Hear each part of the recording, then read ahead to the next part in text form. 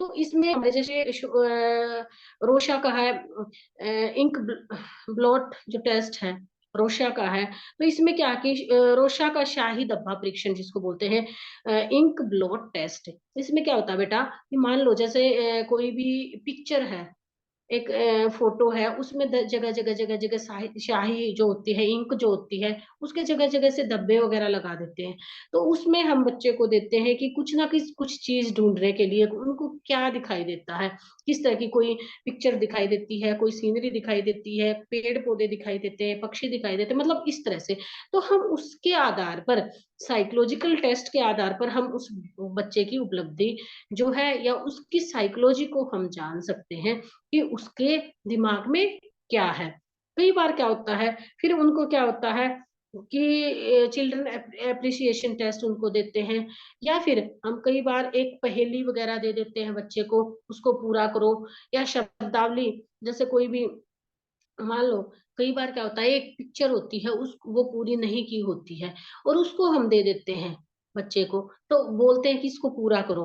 कुछ बच्चे क्या होते हैं बेटा, उस पिक्चर को अगर बच्चा मतलब उसकी उपलब्धि के अकॉर्डिंग अगर हम देखते हैं, कुछ बच्चे उसको आशावादी, कुछ निराशावादी, कुछ देखेंगे कि इसमें हंसता हुआ चेहरा दिखाई देता है, कुछ देखेंगे कि इसमें गंभीर है।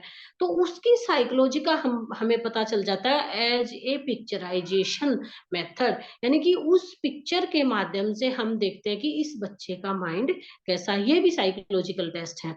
इसके बाद क्या होता है कि वर्ड एसोसिएशन, जो जैसे मैंने बताया था कि शब्दों को मिलाना, मान लो जैसे कोई भी है, जैसे जैसे कल मैं दिल्ली जाऊंगा, एक शब्द दे दिया, तो बच्चे को कल मैं, तो उस शब्द को आगे पूरा करो, तो वो बच्चा उसको पूरा करता है। कोई बोलेगा कि कल मैं दिल्ली जाऊंगा, कोई बोलेगा कल मुझे खेलने जाना है, कोई बच्चा बोलेगा कल मुझे मतलब पढ़ाई करनी है। मतलब इस तरह से उनकी साइकोलॉजी की उस बच्चे को के दिमाग में क्या चल रहा है, वर्ड, इसको एसोसिएशन मेथड या टेस्ट कहा जाता है। इसके बाद क्या है कि वाक्य पूर्ति, जिस तरह से शब्दों को हम मिलान करते हैं, शब्दों को सीक्वेंस में करते हैं, उसी तरह से वाक्यों को, जैसे कल मैं दिल्ली जाऊंगा, या वहां से बहुत सारे कुछ खिलौने लेके आऊंगा, मतलब इस तरह के वर्ड जो होते हैं, उसी प्रकार से हमारे वाक्य होते हैं, यानी कि सेंटेंस जो है, उनको एसोसिएट कैसे किया जाए, उनको कैसे मिलाया जाए, उनको सीक्वेंस में कैसे लाया जाए, और उसके आधार पर हम उनका आइडेंटिफिकेशन करते हैं। तो ये बहुत सारे साइकोलॉजिकल टेस्ट है बेटा। इनमें कुछ हमारे जैसे कुछ वर्बल होते हैं, कुछ नॉन वर्बल होते हैं, यानी कि शाब्दिक होते हैं, कुछ अशाब्दिक होते हैं, कुछ इंडिविजुअल टेस्ट होते हैं, कुछ ग्रुप में होते हैं, यानी कि एक एक बच्चे पे भी अप्लाई किया जा सकता है कोई टेस्ट, और कुछ पूरी क्लास पे भी हम अप्लाई कर सकते हैं, यानी कि 10 बच्चों पे भी अप्लाई कर सकते हैं, 20 पे भी। तो इसमें क्या है कि हमारा इंडिविजुअल टेस्ट है या फिर ग्रुप टेस्ट है, और दूसरा क्या है कि हमारा वर्बल है या नॉन वर्बल है, परफॉर्मेंस टेस्ट है। तो इस तरह के बहुत सारे साइकोलॉजिकल टेस्ट बच्चों को दिए जाते हैं, और जिसके आधार पर हम उनका आइडेंटिफिकेशन करते हैं। तो ये तो था कि उन बच्चों की जो स्पेशल नीड्स क्या है, उनका आइडेंटिफिकेशन कैसे कर सकते हैं। इसके बाद क्या है कि बेटे स्कूल अवेयरनेस एंड रेडीनेस क्या है, यानी कि क्या है उन बच्चों की स्कूल अवेयरनेस। तो हम देखते हैं कि इससे पहले बेटा कि इन बच्चों की जो स्पेशल नीड्स हैं, लर्नर की, विशिष्ट शैक्षिक आवश्यकता वाले अधिगमकर्ताओं की विविध आवश्यकता, यानी इनकी जो विविध, यानी डिफरेंट डिफरेंट जो नीड्स हैं, वो क्या हो सकती हैं। तो उनकी आवश्यकताएं क्या है कि जैसे मान लो बेटा एक अंधा बहरा गूंगा बच्चा है, बिल्कुल ब्लाइंड है, बिल्कुल उसको सुनाई नहीं देता है, और ना वो बोल सकता है। तो ऐसे बच्चे, उनको जो सामान्य बच्चे हैं उनकी कक्षा में बिठाकर हम बिल्कुल नहीं पढ़ा सकते। उनके लिए हमें special school, special classroom, special उनका कैरिकुलम, स्पेशल उनके मेथड, सारी चीजें उनकी डिसेबिलिटी के अकॉर्डिंग ही हम प्रयोग कर सकते हैं, उसी के आधार पर हम उनको पढ़ा सकते हैं। इसके बाद हम देखते हैं कि जो स्पेशल चिल्ड्रन है उनको एजुकेशनल है या फिर सोशल है या फिजिकल जो उनकी नीड्स हैं, वो सामान्य बालकों से भिन्न होती हैं। ठीक है ना, क्योंकि मान लो एक बच्चा लंगड़ा है, तो उस वो और जो सामान्य बच्चा है उन दोनों में दिन रात का फर्क है। अगर किसी बच्चे को सुनाई नहीं देता और एक सामान्य बच्चे को सुनाई देता, तो उसमें भी दिन-रात का फ़र्क है। तो मतलब इस तरह से उन जो सामान्य बच्चों की जो आवश्यकताएँ हैं और जो स्पेशल बच्चों की जो नीड्स हैं, उनमें बहुत अधिक फ़र्क होता है। इसलिए समाज और शिक्षा शास्त्रियों का ये दायित्व है कि उनकी आवश्यकताओं की पूर्ति विशिष्ट शिक्षा की व्यवस्था करें। यानी कि कहने का मतलब ये है कि सामान्य बालकों और विशिष्ट जो बालक हैं, उनमें बहुत अधिक अंतर होता है। तो उनकी जो आवश्यकताएँ हैं, जो उनकी शिक्षा है, उसका प्रबंध सामान्य बालकों के साथ ना करके उनको स्पेशल क्लास दी जाए, स्पेशल उनका करिकुलम होना चाहिए, स्पेशल उनका ट्रीटमेंट किया जाना चाहिए। यानी कि उनको जो सामान्य बालकों की कक्षा कक्ष में उनका अगर एजुकेशन नहीं हो पाती है, तो हमें स्पेशल स्कूल या विशिष्ट स्कूल का प्रबंध करना चाहिए। इसके बाद क्या था कि इन्हीं बच्चों के लिए हमें पेरेंट्स को भी इन बच्चों का स्पेशल ध्यान रखना, ये नहीं कि मान लो एक बच्चा इंटेलिजेंट है तो पेरेंट्स उसी की तरफ फेवर करते हैं, या फिर एक बच्चा डल है या उसको समझ में कम आता है तो पेरेंट्स उसके साथ भेदभाव करते हैं। तो इस तरह का जो भेदभाव की जो भावना है वो पेरेंट्स में भी नहीं होनी चाहिए। और पेरेंट्स को टाइम टू टाइम इन बच्चों के जो स्कूल हैं, उनके जो टीचर्स हैं, उनके साथ टाइम टू टाइम उनके साथ मीटिंग करनी चाहिए, उनके विषय में जानना चाहिए।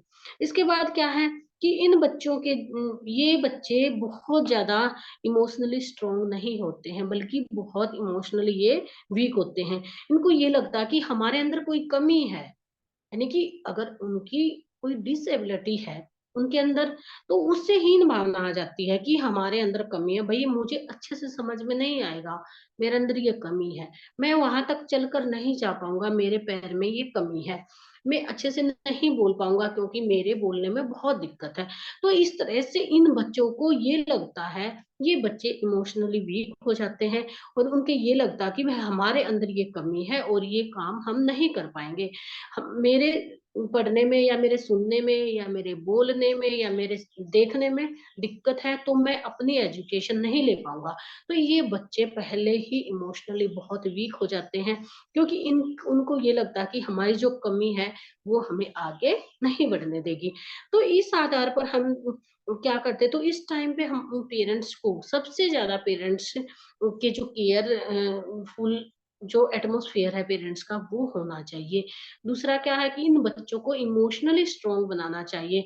टाइम टू टाइम इनका गाइडलाइन प्रोवाइड करनी चाहिए, काउंसलर से इनकी काउंसलिंग करवानी चाहिए, या फिर जो स्पेशल टीचर्स हैं उनसे डिस्कस करना चाहिए कि इन बच्चों को कैसे इमोशनली हम स्ट्रॉन्ग करें। तो उनकी जो कमी है उसको सामने ना लाकर उनके अंदर जो क्वालिटी है, जो उनके अंदर एक गुड हैबिट है, उसको ज़्यादा हमें सामने लाना चाहिए।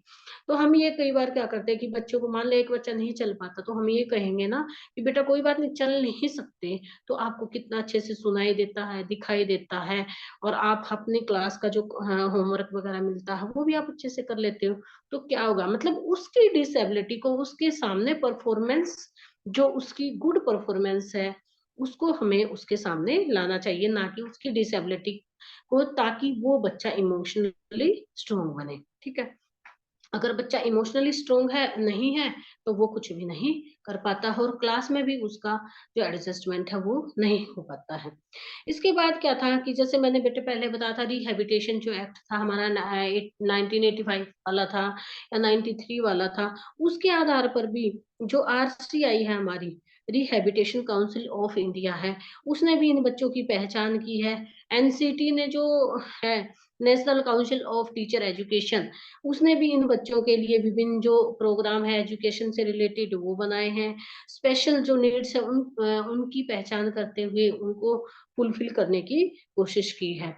इसके बाद क्या है कि जो हमारी पुनर्वास गठित जो परिषद है, आरसीआई है, रिहैबिलिटेशन काउंसिल ऑफ इंडिया, उसने पेरेंट्स के लिए भी 6 मंथ का एक कोर्स है कि उन बच्चों को किस तरह से हैंडल किया जाए, किस तरह से आइडेंटिफिकेशन किया जाए, किस तरह से उनको गाइड किया जाए। तो उन्होंने भी एक 6 मंथ का जो कोर्स है, वो लागू किया है। तो इस तरह से इन बच्चों की हम जो हमारे जो कार्यक्रम है, जो हमारे एक्टिविटी है, वो उनकी नीड के अकॉर्डिंग, उनकी डिसेबिलिटी के अकॉर्डिंग हमें उनका सिलेक्शन करना चाहिए। तो ये था आज का हमारा टॉपिक कि how to identify of the empirical children, या फिर what are the problem of the disable children. तो ये आज का हमारा टॉपिक था। इसके बाद अगर बेटे किसी बच्चे को नहीं कुछ समझ में आया है, या बीच में मेरी आवाज ब्रेक हुई है, कुछ प्रॉब्लम है, तो वो पूछ सकते हो। मैम एक बार आरसीआई वाला थोड़ा सा डिस्क्राइब करिए दोबारा से मैम प्लीज। आरसीआई है हमारा बेटा रिहैबिलिटेशन काउंसिल ऑफ इंडिया। ये क्या था कि इसका गठन जो हमारा हुआ था 1993 में, उससे पहले क्या थे कि 85 में भी इसको प्रोग्राम में लाने के लिए कोशिश की थी, लेकिन ये पूरी तरह से इसका गठन नहीं हुआ था। तो ये क्या है कि इन्हीं बच्चों के लिए जो पुनर्वास जो गठित एक परिषद है, एक काउंसिल है, उसका गठन किया था, जिसमें इन बच्चों की